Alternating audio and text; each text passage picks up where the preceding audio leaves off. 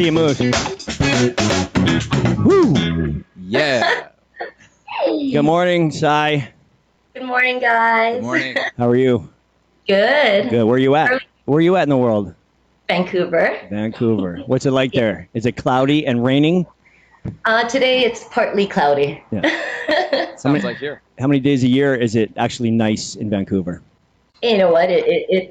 I wouldn't know. It's when it's snowing in Winnipeg, it's nice and sunny. It's bipolar here in Vancouver. You never know when it's good. It doesn't snow though, Yeah. well, and when it does, everything shuts down. So. What would you say what's the difference between a Winnipegger and a Vancouverite? Is that what you call them? Vancouverite? Is that what it is? A Vancouver, a Winnipeg, and A Winnipegger and a Vancouver person, whatever that would be called. What's the difference between what are some obvious differences between the two? I find Vancouver people are more materialistic. They like their nice cars or nice, and I find Winnipeg people more real and just kind of chill and very different. Yeah. That's why I love both places. I feel like Winnipeg is notorious for that. Just nice people, real people, authentic people. I know my mom's... Beer drinking. Yeah. Welcome, everybody, to podcast number 51. And today we have a special guest all the way from Vancouver. Her name is Sai. But before I talk about her, let me talk about our sponsor of the month. Today, it's Edible Arrangements. Edible Arrangements sells beautiful fruit bouquets that can be dipped in chocolate and delivered to that special someone on their special day. Maybe we can even dip them in chocolate. Who knows? Valentine's Day. A great alternative to flowers and candy. They also sell fresh fruit smoothies, fresh fruit boxes, fresh fruit and vegetable boxes, family fruit dipping kits, and a whole array of fruit snacks. I bet you couldn't say that 5 times. Like, how many times did you just say fruit? Their showroom is located at 3 Reenders Drive, and you can call them at 204-669-6662 or order online at edibles.ca. So our guest today, all the way from Vancouver, with us today on Zoom. She hails from Vancouver, but now calls Winnipeg home. A mother of a son named Isaac. She has been a Zumba instructor for 9 years and has owned group travel fitness for 8. Self-proclaimed dog lover, self-proclaimed dog breed expert, and of course, like every responsible pet parent, adopted her canine companion from a rescue shelter. Her hobbies include dancing, riding her scooter, and not cooking. Let's welcome Cyril Ong to the show. Hey, what's up? Why are you so anti-cooking? You made a point of saying that in your intro there. Well, I don't know. You know what? I've always just I think I know how it feels. You know how back in the days when they say the man never cooks, so he goes works all day and then he comes home and the wife cooks and cleans. Well, I feel like I need a wife. I don't mind working and I feel like my brain is used more for work. But yeah, no, I can't cook. I love to eat though. What are 3 things you can cook? Oh, what can you boil water? Oh, I can bake. Okay. Can you make scrambled eggs? Yes, I could do that. Can you make a grilled cheese sandwich? Yes, I could do that. Yeah, you're a cook then. You're a chef. Yeah. Can you make Kraft dinner? If you can boil water, you can make Kraft dinner. Yeah. Yeah, I don't need Kraft dinner. You know what? I make Kraft dinner. I'll tell you how I make it. The regular Kraft dinner, but I only put half of the powdered cheese, and then I put some regular cheese. Stuff. And then if I'm feeling ambitious, I'll broil it for 60 seconds to make it all burnt on the top. Yeah. So what's your guilty pleasure then? What's something that you make that maybe you're 12 and eating? You remember that? Well, what do I make? Well, I like cinnamon toast crunch with vanilla ice cream. That's actually not a bad combo. We actually had that in our cupboards this past week, and I've been eating them. Yeah. It's that's probably my biggest guilt is cinnamon toast crunch, and I try not to buy it. Do you wait for the ice cream to melt, or do you put it on top? No, I eat it together with it hard. Nice. Yeah. Soft ice cream, not too hard. Nice. Let me hit you with some rapid fire, okay? Okay. These are just one-word answers. You got to be quick. Don't think about it too much. Phone call or text? Text. Cardio or weights? Cardio. Ice cream cone or snow cone? We probably already know that one. Ice cream cone. When you're walking, music or podcasts? Music. Cake or pie? I don't like any. Would you rather have a rich friend or a loyal friend? Loyal. Nice. I knew you were going to say Loyal for sure. that. I knew you were going to say that. So today we have, just so you know, she owns for 9 years. What would I call it? Your Zumba what? Well, the thing is, Or it's Zumba called... instructor for 9 years. Yeah, well, I own Z-Rock Fitness, and in Winnipeg, it's known as Winnipeg Zumba. Okay. Because I own winnipegzumba.com. So give us a quick, let's say within 1 minute, tell us your business model. How do you operate within our city here? Well, I started about 9 years ago. I started off with one location. Fast forward, not 8 years later, I have 9 community centers. I do Zumba at 9 community centers with a team of Zumba instructors. I believe there's about 12 of them. And in the daytime, we are, me and Fermel, one of my other instructors, are at schools. And we service high schools, elementary schools, and daycares. So we service quite a bit of them. So when the pandemic happened... So what do you mean daycares? You have little kids doing Zumba? Yeah, we do Zumba Kids. Oh, no. I don't know if I even knew that. Yeah, it's very different. You need a license for it. Very completely different. We don't dance like with the adults. Completely different. It's almost like a clown. When's your next event coming up? You have something coming up for kids, isn't that coming up soon? Well, what happened, what's going on with kids right now is I'm doing everything virtual. I opened up a virtual program for kids. So because kids and all the daycares are closed right now, we're trying to do Zumba online on Zoom. And how's that working out? It's good. We're getting booked again for daycares because it was an idea that I had to pitch to all the daycares and all the what's happening right now is all the schools and daycares are all adapting. So when we close, I've already done a couple phys ed classes for the schools on Zoom. So it's been crazy trying to adapt to everything. Most of the private schools have been very good. It's the public schools that are still trying to figure most things out, but which they are. But yeah, everything's starting to become online lately. Something that around here we discuss like crazy is obviously the future of fitness and how we're going to be able to deliver the product to the customer. Yeah. How do you feel about this? Are you worried that things are going to change so dramatically? It's going to change the business model. Are you excited that things are going to be a little bit different? Okay, so, when I closed 2 months ago, I was really scared also because, I didn't know what was going to happen with my team and stuff. At one point, a week later at first I was a little calm because I was like, you know what, it's only going to be a month. I'm pretty sure RJ felt like that as well. It's going to be a month. Don't worry, we'll open back up in a month. Then when I started realizing that we weren't going to open, that's when I started wanting to throw up.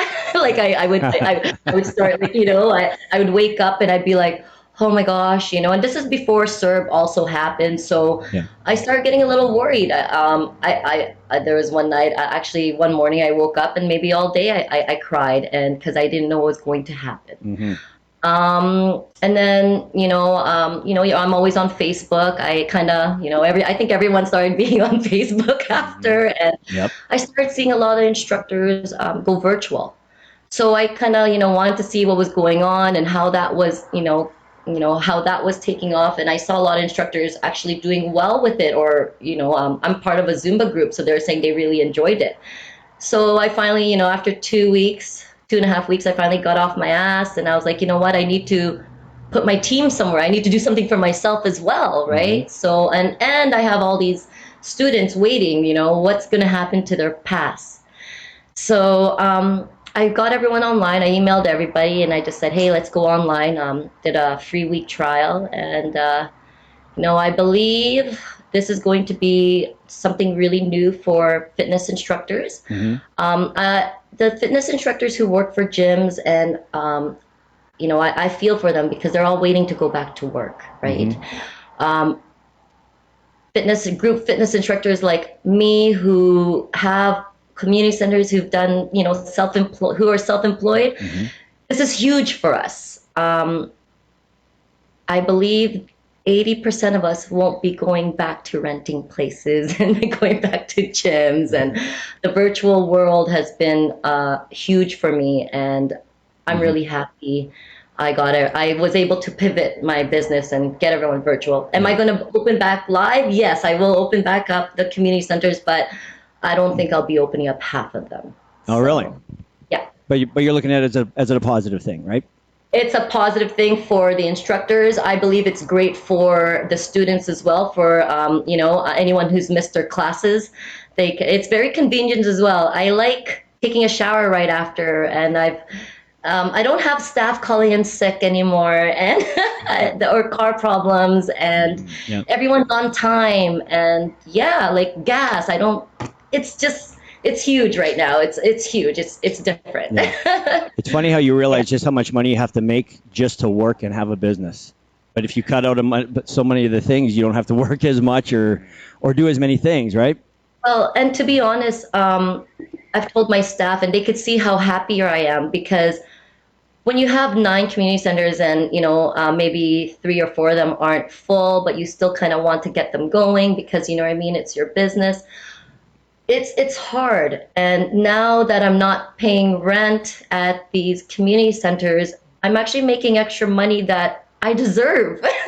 And I finally am making it. And you know what? I just feel a lot happier, and I'm not burnt out, and I actually love my job again. That's good. So 2 months ago, you were okay with what was going down. A month after that, you were bawling your eyes out because you were wondering what was going to happen. Fast forward to today, and you feel relatively okay. Pretty good. Yes. Everyone's online. I've got 3 fitness programs going on, and I'm really happy. Cool. So do you, are you going to be opening them up anytime soon? What are you pending? And they're all here in Winnipeg? Yeah, all the community centers are in Winnipeg. Yeah. During summer, everyone goes to the cottages anyways. And so I made the decision that I will keep the virtual going, and I'm going to stay closed till September, October, because I just don't want to play with the restrictions of how many people we can have. And I just don't want to get in trouble, because some of these students might even be excited to come in. You never know if 50 people will show up when you're only allowed 10. Yeah. So, but right now I just want everyone to chill out and stay home still, and we could do everything virtual. And also a lot of my students are over 60, so I would rather have them stay home than come up to the community centers right away. Well, that's the thing too, is for Winnipeg, phase 2, they're set to open up sometime soon. They said maybe June 1st, but there's still no word of it. So they're just going to drop the bomb on us gym owners. And, unfortunately, the difference between you and I is that I have 2 facilities and I'm locked into a lease, right? So I can't just say, hey, we're not doing it this month or whatever, right? I'm locked into my lease. And I totally feel you, RJ. I feel everybody, because I used to have a store too. So that's right. And you know what? For that last 2 years, I let go of everyone, and I was working at that store for the last 2 years, and I know how it feels to just kind of not you, but for any business that's on the verge of closing, and trying to keep it alive. I feel for everyone in this pandemic who's has to pay that lease. As that's the reason why when I opened up Zumba, instead of me opening up a studio, I actually went to the community centers instead. So if that class wasn't doing well, then I would kind of cut off. I didn't have a lease to pay. Yeah. But I totally feel the gyms. I feel you, RJ. I think about everyone, and I hope you guys all can. I hope you guys can all survive through this. Well, here's the pressures that all of us owners are going to be facing, is that if June 1st they say that you're allowed to open, and then based around the restrictions you can get X amount of people in here based around X amount of distance, and it's basically half of your capacity. A couple things that you're going to face. Well, number one, and I've already had a couple discussions, is I would say 25% of our customers are still not wanting to come back right away. That's right. Right. That's right. And I think that's a strong number, because I talk to gym owners worldwide, and over 70% of their clients don't want to come back. Yeah, right? Exactly. And so if they're not in a brick and mortar, they're not willing to pay those high prices. And if you have a mortgage to pay or a lease to pay, and then everybody wants these online, now you're looking at two separate business offerings. The second thing is that if they say that we're open to June 1st, well, every gym is going to be super hot and eager to open up, because they feel like they're going to be behind the 8 ball. Yep. But meanwhile, I feel if gym owners open up June 1st, that we're going to be basically putting each other behind the 8 ball, because there's just not enough time, because you don't know what's going on right now. Everybody's still scared. Even though the numbers have plateaued in Manitoba, doesn't mean that they plateaued or died. Now, am I scared? No, I'm not scared.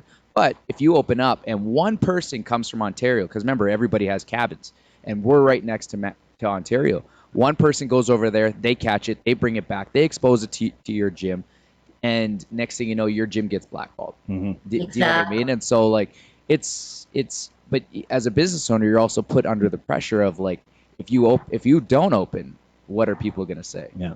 Exactly. Right? If we don't do outdoor workouts, what are people going to say? Yeah. Right? You got to figure how to keep them happy, how to keep them going. You know, like I could see you guys always do online workouts to keep your students motivated and going, and that's great. You know, like it's the only thing we could do is just keep connected with them through this. Yeah. Keep them motivated. I personally really like the online, but after coaching that session on Saturday there, or the social gathering is what we had. It wasn't an actual class. Nice. He's on the emails, everybody.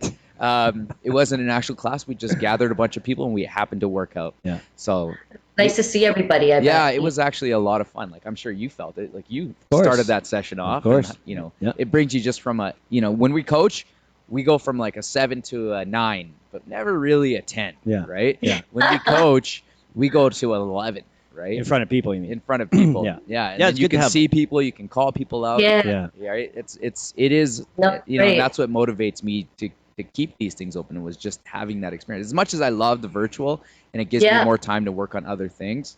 Yes, at the same definitely. time, I like to, those other things isn't what drives me. What drives me is the people and, seeing progress. Right? Versus me writing a bunch of emails and making some graphics and, you know what I mean? Like, there's that part of the business which is cool, but it's not what gets me up. Yeah, exactly. Hey, Sai, let's talk about your other business. You have a travel fitness business that actually we're going to be, myself, RJ, and Jen, we're going to be teaching for you or coaching for you. You want to give a quick explanation of what that is? Well, we're planning on going to Jamaica. And actually, Group Travel Fitness is my other business, and I've been doing it for 8 years. It actually just started off as Zumba retreats. It was all Zumba, Zumba, Zumba, Zumba, and about 4 years ago, I was like, okay, you know what? This needs to stop. Yeah. I need some yoga. I need some boot camp. So you know what? I started calling up all my friends, all my boot camp friends, and I tried to make it more of a women's retreat first because I find women are more cliquey and they, like in the fitness, especially Zumba. Zumba is very, a lot of women participants. Yeah. So then I started adding the boot camp yoga, and fast forward till now, I've got 6 fitness retreats now. I started with 1 a year, so there's 6 now, but they're all on hold. But I believe our event, I'm hoping that it will still go, which is, bring what is it called? The Fit Club, bring the blue to the beach. Yep, you got it. Yeah. What's the dates on that again? February, I think. February 22. If anything, we might postpone it a month. Yeah, that'd be good to in March. So just so everybody understands what this means, it means that if you were to pay and participate, you come for the week, and during that week, every day, Sai, how many workouts are there planned? Oh my gosh, when we were in Jamaica 2-3 months ago, we had 8 to 10 fitness classes a day. Right, and all different genres, right? So you have yoga, you have food boot camp, you have the Zumba. Yes, correct. They're all on the beach. It's a fit week. It's a fit week. So you hit up the buffets and you go and work it off. What a great! I love it. I love it. I feel like this is the best. You can actually earn the food that you're going to take down. You know what I mean? The one that we go to, I want to make sure that there's a good weight room there because I want to run an outdoor boot camp, but I also want to have a nice. I want to set up a weight training. Like, here's the workout of the day, and just post it on the board so people can just bang out weights. Maybe not host a class because it's probably not going to be that big. Yeah. But we're going to be able to do whatever you'd like, RJ. There we go. Yeah. Yes, I got full control of that schedule. It's the best. I work with Barcelo Riu hotels. There's been quite a hotels I've been working with the last 8 years, but for the last 5, I've been sticking with the same ones because it's great when your fitness retreat goes smooth sailing, especially when you have instructors from all over Canada coming to meet you. So I recruit instructors from all over Canada, not just Winnipeg, some from USA as well. And the USA people cannot come to Cuba, but Cuba is what is our annual trip that we usually do because it's the cheapest, and everybody in Winnipeg loves Cuba. Yep. Actually, the whole East Coast loves Cuba. You'll never see any West Coast people there. It's crazy. Yeah. But the 6 retreats next year are all on hold. But I decided that I'm going to be putting 3 of them in Cuba, and I think I'm going to be mixing one of them with us. Like I have to, because some of them are in November, January, and February. So I have to, I have to postpone them. And I think they'll be joining us. I feel like nobody is going to be traveling or doing any type of destination stuff until after the new year. That's kind of funny because I thought the same way too, but nobody wants their deposits back and everybody still wants to leave. Oh, really? I just, Yeah. I don't know. I feel like It's weird. Like people forget really fast. Every time we have this conversation, I think the second that there's an inch, people are going to go for that mile. They're going right back to the way it used to be. Two months of quarantining yourself. Look how nuts everybody is. You do that for the whole summer. I think that you'll get. winter, I think you'll get the diehards, but I don't know if you're going to get because there's always going to be your diehards that will go anyways. Just like us, when we open up, all the diehards are going to be here. They don't care if the person next to them has COVID, kind of thing, right? Yeah. But then there's the people that you need in order to support your income, and I don't know if those people are willing to go. Right, the kind of on the fencers. So if they're already on the fence, they're definitely not going to be on off the fence on your side. Due to this, right? They're going to see it as another opportunity not to go. But I think it depends on your minimum spend too. Right. Yeah. Well, I find that the Canadians are more a little chill. It's my American clients that are wanting to leave. And I say to them, I was like, what do you mean you guys want to leave? No one wants you guys there. No one wants you guys in anyone's country right now. Even at the best of times, right? That's what I said to them. Carriers. No one wants you guys right now. So they're like, take your payments. I was like, no, I can't take your payments because I don't even want to be around you guys. Yeah, for sure. But I believe, I hope that Jamaica will happen for us because it's going to be in March. And I'm going to see what happens in March. And instead of having 6, I'm only going to have 2 next year. And, which is crazy because you think about, I had a good conversation with a friend of mine, and she's, like one of us, big ambitions, big, gets a lot done, does so much with so little. And she's always been so like this is it. I'm going to be, a billionaire by the time I'm whatever. And then, after this, she's like, one thing I really learned is I don't need to conquer the world. She said that. And I was wow, that was very opening, and from you, who doesn't sleep, who works 16 hours a day, you know what I mean? Who's a mom, who's a this and that, right? And I was just really shocked. And it's funny how, you can just kind of accept that, right? It's like, you know what, I'm okay with going with 2 versus going with 6. Because people think, it goes from 6 to 2. No, because now she's just decreased her business by over 60%, right? So think about that. Right, that's a huge drop off, and to be okay with that, for most people like us, it would give us that little bit of panic inside, right? That little bit of anxiety in the chest, and so I think a lot of people are going to be, if you come out of this with anything, that would probably be it. You know how old that lady is that you're talking about? She's in her 30s, early 30s. Early 30s? Yeah. I find that there's an age where you go from wanting to dominate the world to where you're like, I'm okay with just a little bit less. You know what I mean? Yeah. I think it comes to with not being threatened as well. What do you mean? Everyone says, having the Zumba, everyone will be like, I obviously want it all. And, when you're ambitious, you want to go full for, the sky's the limit. But I feel like with her, she doesn't feel threatened. That's why she's positive, and she's like, you know what, I'm going to do what I'm going to do. And she's got a lot of confidence, and that's how you have to go into business, is not feeling threatened. I don't feel threatened when any of our staff leave us. You know what I mean? The sky's, especially with the virtual world now, the sky's the limit. I'm just like, wow, I got Philippines, I've got US, I've got, the whole world. In the whole world, and being in business owners, I believe you should never feel threatened, and that's the way you should go with. And that's how I think she's thinking. Is she's pretty confident. She knows she works hard, and she knows it, and she's proud of herself. Do you think business owners want too much? Like I remember even asking you, RJ, one time back in the day when you wanted 5 locations, and the ambition was huge.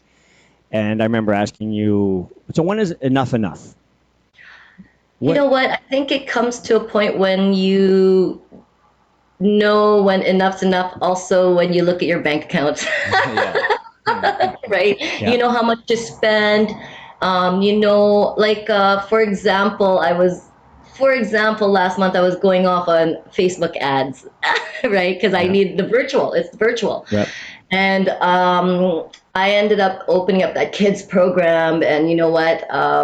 After I did the ads, like it was just kind of like, oh my gosh, there's no more emails coming in, but I've got all this stuff, and how am I going to work with this? And yeah, it's just, I ended up spending quite a bit, and then after that, I felt sick to my stomach. I was like, whoa. Just because of an overspend, or what? Or what do you mean? Yeah, like it wasn't like an overspend. Like, I did a free trial, obviously, and I wanted everyone to know. But obviously, to keep everyone after that free trial is very hard. Right? It's very hard to keep people after, especially when you do 21-day trials or so long. Everybody wants that free or dollar, and it's really up to our instructors and us to keep them. Right? We have to put faith in our instructors that and that they'll stay or that if our fitness program is for these people, So, are you leading sessions?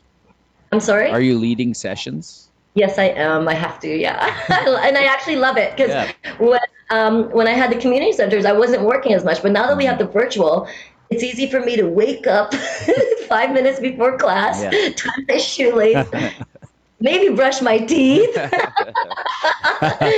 And you know what? I love it. I've learned something now, though. So I've been, when I do my classes now, you have to get creative. I've been, I sing attendance in the morning, or now I've been spotlighting other students, so I spotlight them while they're doing their sit-ups and stuff. It's been funny, it's the best. If you ever get a chance, like Rick does a great job with his production value. So I always tune into the coaches' sessions randomly just so I can give them a little quick evaluation. And so I jump in there, and what do I see? I see these guys run it like in layers, moving backwards and forward. Like this guy had them all moving around like NSYNC. or like the Street Slammers, like Jerome. Hey, going back real quick. Sorry. No, go ahead. Going back, I feel like a lot of people going back to the whole like is enough, and I can see how your face lit up when you're like, I wake up 5 minutes before, maybe I brush my teeth. Don't you feel now that this whole, as much as this whole COVID thing sucked, it was sort of a reboot, and it made us all kind of understand that maybe we should stop and smell the roses. Maybe we should just slow down a little bit.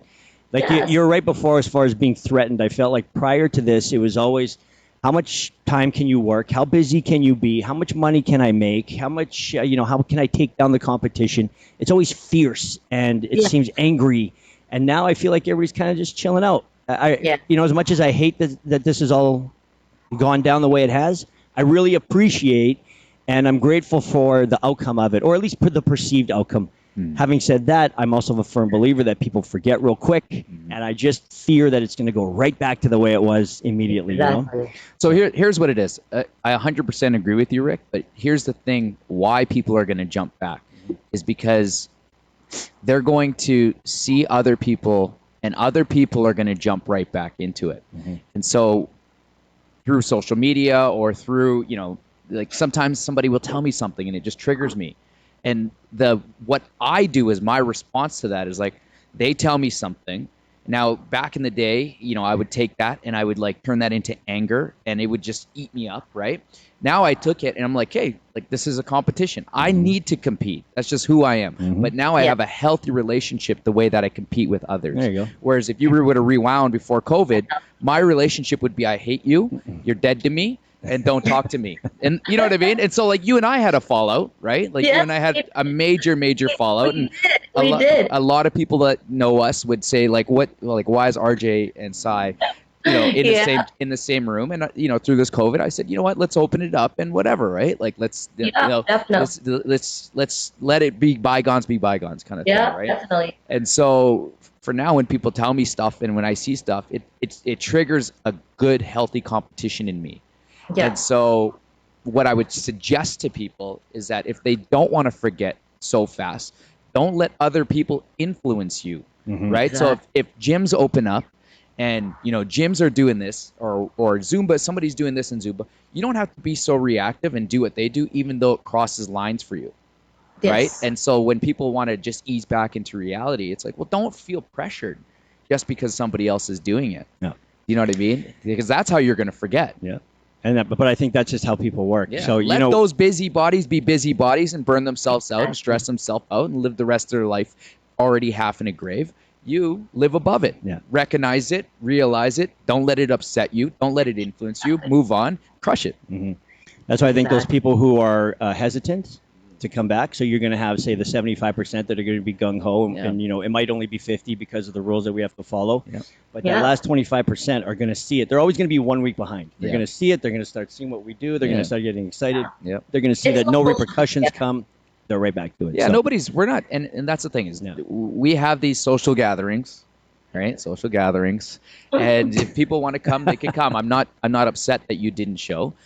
We're still going to offer the virtual platform. Like, I mean, for us, have you seen our setup? Like, we have 4 cameras. We have the whole thing dimmed. You know what I mean? Like, it's legit. Like, I compare myself to my competition for my online platform is Sean T. Sean T. That's my guy. I actually reached out to him, and I'm waiting for my reply. Setup. Yeah. If you guys saw my setup, I have like a garbage can with a couple of books, and then my like little hamper, and then it's my laptop. All right, you guys. Next level is to get all the male coaches with their shirts off, because that's where Sean T does it. I want that. I asked if I can do that. These guys said no. We have our do-it-yourself lights as well. So hey, let's do an audience poll. So for everybody that's in the audience right now, I'd like to know a couple things. Number one, so let's say they open us up next week. Would you wait a week and just stay virtual, or would you come and do the workouts, only do the workouts, or would you do both? So virtual and in person. So your options are: would you just do virtual? Would you just do in person, or would you do both, virtual and in person? So audience, Jesse, Jess, Umesh, Pauline, everybody out there, throw in a vote. Let me ask you another question. So you're a mom? Yes, I am. And you have an autistic son? I do, yes. He's a teenager. 17, That's I hear. Crazy. Right? 17. Oh, I've known her since before the baby. Oh, really? I remember when she thought she was going to have the baby, and I remember exact words she said to me. We were in her apartment, and I remember the exact word. I'm not going to share them, but I remember exactly what she said to me. So that's how long we go back. Yeah, we go back. That's like 2 decades. Almost 30 RJ years? You were at my family parties. Yeah. You were at my family parties. That's how I met RJ. So you guys knew each other as kids then, obviously. I've known her since I was 12. Yeah. Well, since he was since he was since he was a little kid, yes. Yeah. So tell us about your boy, and one of the things that I've never really understood is autism and autistic kids, and what is that? What characteristics does your son have that are awesome? Yeah. Or maybe challenging. It's when I had Isaac, I was a baby having a baby. Mm-hmm. And this is when I was 24, and this is when autism was very, very new. This is 17 years ago, and I didn't know what it was, to be honest. And I was very lucky that I was dating someone a little bit older, which is Isaac's father, and he was able to keep me in the loop or teach me things or mature me faster than I did, and I can't really, I don't know how to answer your question, Rick, because every child with autism is different. There's different levels, there's different spectrums. The pros about my son, oh my gosh, he loves sports. He knows his memory, his photographic memory is amazing. It's crazy. He knows, if you asked him who played on July 24th, 2010, he would know who would play on those days. NFL, NHL, like right now. All sports too. Yeah, he MLB everything, and right now he is not happy with this coronavirus, and he talks about it every day. Yeah. But what have been the challenges was, when Isaac was a lot smaller, and I could see a lot of mothers going through it right now because I'm in groups. Um, they're going through the same thing I went through when Isaac was younger. Was the conversating. I would see 2-year-olds or 3-year-olds telling their parents, "Oh, I love you," and having a full-blown conversation. Mm-hmm. And Isaac wasn't doing that at all. I remember at 4 or 5, it was he was just more like pulling me and saying one words. You know what I mean? So it was very different. And then I meet other children who I meet other autistic people or children that can draw, that can sing, that can, get 100% on exams. And then you meet other children who are 15 years old and still in diapers. Oh, I see. So they're all different. And it's, as being a mother with an autistic child, it's very hard for me to answer any questions because I've gone through so much people getting offended with what you say and she doesn't know what she's talking about, or I don't even want to go through that. All I want to do is support every parent's feelings. No problem. that is the most important thing, is just to support their feelings and not to judge them, right, and how they're raising their child or whatever they're going through. And that's all I can say that's about all. that. Yeah. Fair enough. I was gonna say, if you're like me, and I think Rick is the same thing, we always put our foot in the mouth. We always just kind of say what's what first triggers in our head. The best thing you can say before you say anything is, in my opinion. My opinion. Put your hands up, put up a peace sign or whatever, and just say, in my opinion. Yeah. This is what my opinion. Yeah. And then now everyone's looking to me. I'm like, I don't want to answer any of those questions. Do you think we could solve more problems if we didn't take political correctness into consideration? Could we solve more problems in a positive way, or is the fact that we are not silenced, but we're filtered through political correctness? Do you think that's a better thing, just to keep everybody nice? I respect the guys that are super polished and say the right things, right? They say the right things without saying the wrong things, right? So it's like, that's exactly what I was thinking, but I was going to say it way more aggressive. Congrats on you. When I catch somebody saying something handle a situation way better than me, like you handled one situation where everything got elevated. I said, dude, you handled that way better than me, because I would have just like our prime minister. He's so good at dodging all those questions and just keep straight, right? Just keep straight. Yeah. Actually, when I came on this, I was like, all right, Kay, don't talk too much. Just answer their questions, and that's it. Yeah. See, I don't like that, to be honest. I like to have a little bit of you don't want to have your words limited, because you can never necessarily always find the perfect word. Sometimes you're going to say a word that might be politically incorrect. I don't know, but I don't know if you necessarily need to always be taken offensively. Yeah. And I feel like we lose out on a lot of learning opportunities because we're afraid to ask that question. That's why I really like this podcast, because for the most part, we've never... I can't think during the podcast, so I just say whatever comes to my mind. So, and here's another thing about when you're having a conversation with somebody. So let's say you're having it out, right? And you're just like, you're sitting there, you're engaging in whatever it is that you're talking about. And then the worst thing anybody could ever do, to me, in my opinion, is go back on what we just talked about, or bring up something else that you missed to talk about in that conversation. Like, we just talked 10 minutes ago, and now you want to bring this up? Really? Yeah. Like, you had me in front of you. We were on the phone. We were in a message. And that's what you wanted. Like, now this came to mind 5 minutes later. No. You had your chance. You know what I mean? You should have said what you really wanted to say right then and there. And when we said it was over and you said it was over, and then it's not, I'm like, oh my God. You lose credibility. That's basically, for me, you lose credibility. Well, devil's advocate, though, not everybody can think about everything they want to say right at that time, right? But if you brought it up, well, sure, I guess then it's like, okay, well, then I guess I should be prepared. Why do you need that much time to think about it? Like, then tell me you need to think about it. Don't like say we're good and then walk away and we're not good. Yeah, like, I would agree with that. Yeah, I would agree. Duel it out. That's why hockey's awesome. You fight, boom, it's done. You guys get sent to the penalty right box. there, and don't bring it back up later. Yeah. Wouldn't it be great? 10 years later. Hey, remember that one time you looked at me weird when you didn't have your glasses on? Yeah. Just like me and RJ, I'm going to bring back something up later. Don't worry. Lucky we're on Zoom here. Yeah. Hey, let me ask you this question. I asked the team before you guys showed up. This will be for both of you, okay? Here's just a fictional scenario. Tell me what you would do. Okay. If you had the opportunity to travel to another planet knowing that you would never come home, all right? There's going to be 1,000 people that go with you, both sexes, all ages, a little bit of everything. You can take the one person or you could take your son, you can take your wife and your kids. Okay. Would you go?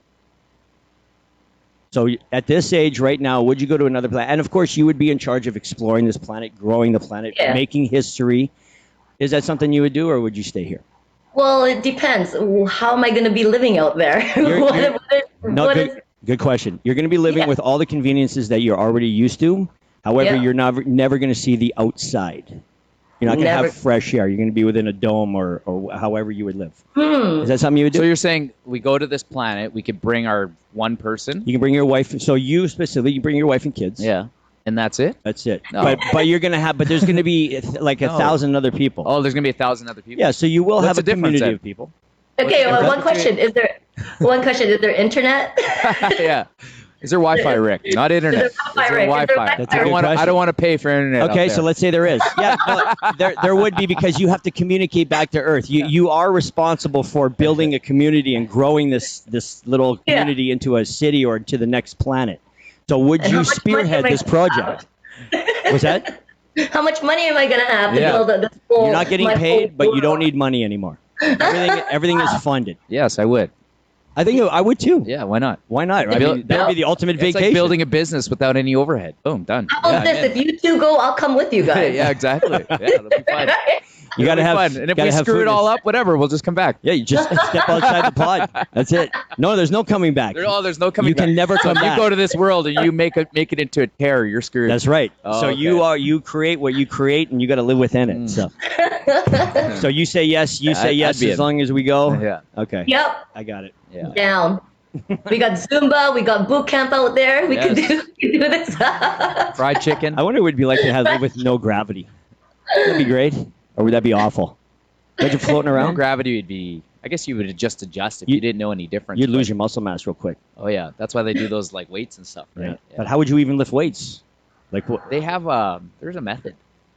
Is there? And I think they can suck air out and then give you gravity. Yeah. Like there's something that they do. I don't know. Do you guys like space movies? Like, are you down with astronauts and? No, I don't care for that. It's claustrophobic and it's just, you know what I mean? The sci-fi stuff. Yeah. Have you ever thought about how big space is? In infinity, like where does it end? Where's the end of space? How many planets are out there? Is there another human or another planet that has humans or something similar to us? I believe there's not humans, but there's something else out there. I believe there is too. Yeah. There has to be. There has to be. One little rock in the entire planet and solar system that never ends, and we're the only ones that walk upright and speak a language. There's no way. There has to be. I'm excited. That's one of the things that I really, really hope for before I die is that we meet the next group of whatevers from the next planet. I would love. It's got to be right before you die because you don't know what's going to happen. Yes, because what if they come down and experiment on my body? Hopefully I'll be an old man because nobody wants to mess with old men. They're useless, right? But they'll just go after the youngsters. Yeah. Love it. So what is your plans in Vancouver? We're actually almost done the podcast side. What are you going to be doing when you're coming home? I think I'm going to come home. I bought a one-way ticket. I'm going to be doing my virtual classes from here, and hopefully I can come home I'm guessing August. We'll see. Okay. I just want to see if there is even going to be a second wave or, you know. Actually, you know, I do have another question. And it's about flying in the airports. I feel like everybody has this misconception that nobody's flying and the airports are shut down. Yes. A lot of people are wondering how I flew. Yeah. Well, so tell us, what was the inside like? How many people were there? What were the airports like? Well, the funny thing is when I flew, the first I had so many people going, wow, when did the airlines open? And I said, actually, they've always been working. They've always been working. The government just told you all to stay home. Right. Yeah. So we all stayed home. Yeah. But I knew the airlines were still working because my boyfriend just flew back home last month as well. Well, back to here to Vancouver. That's why I'm here as well. And so, no, you know what? Honestly, I flew at WestJet because I knew that they were social distancing. As you know, you're on Facebook, so you see all the feedbacks with Air Canada and stuff. Right. I also flew at WestJet because Air Canada's one-way flights are about $600 to $800 one way, and WestJet starts about $400 to $700 one way. So the flights are up. It's very understandable because obviously there's not many people flying as well. They gotta pay for everybody. But WestJet was great because there was no middle seat, so it was social distancing. They ask you four Did they questions. just fold it up, or did they what did they do? So they pretty much they don't put anyone in the middle. Okay. Okay, so no one's seated in the middle. Yeah. They ask you four questions, like if you were sick, if you've had a cough, if you've been quarantined, if you've had COVID. So they ask you all those questions, and they also take your temperature before every plane you get on. So while I was in Calgary, I had a 3-hour layover. And while I was on that layover, I was wishing, oh my gosh, I hope I don't get a fever in this 3 hours. I know we were talking about that off camera. And my question was, so what happens if you get a fever and you're in Calgary, you're not in your home city? Do they throw you in jail for 14 days? Do they give you a condo for 14 days? Like, what is the answer to that question? Hey, that's crazy. What would they do? Yeah, we don't know. But also when you get on the plane, the stewardess gives you a Lysol wipe. And once you get to your seat, you get to wipe everything down. Okay. So it's pretty good. And you know what? Like, I felt safe. I felt like it was the cleanest ever. Like everyone's sanitizing everything. Yeah. And the airport's pretty dead. Everything's closed except for Tim Hortons. So here's some interesting facts. A human body temperature is a bit lower, maybe around 97.9 degrees Fahrenheit. If you got to keep an eye out for 100.5 degrees Fahrenheit or higher, and the timing matters. So some people running a fever might not register a high number in the morning, but will in the afternoon. In the afternoon, yes. Yeah. So usually from 4 to 9 p.m. Yeah. Oh, it's scary. So minus the middle seats, was the plane full? No, it wasn't full. No. But I heard some planes have been full though. Like I've seen online some airlines not social distancing. So were the flight attendants wearing masks and gloves?